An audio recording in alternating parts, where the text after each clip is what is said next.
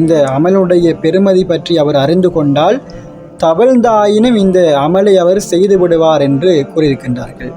அதாவது நம்முடைய ஃபர்லான இஷா தொழுகை அதே போல ஃபஜ்ர் தொழுகையை நாங்கள் கண்டிப்பாக நிறைவேற்ற வேண்டும் என்று நபிகள் நாயகம் ஸல்லல்லாஹு அலைஹி வஸல்லம் அவர்கள் கூறியிருக்கின்றார்கள். இந்த இஷா மற்றும் ஃபஜ்ருடைய தொழுகையை விடுபவர் நயவஞ்சகனாகத்தான் இருப்பார் என்பதாகவும் நபிகளார் எச்சரித்திருக்கின்றார்கள்.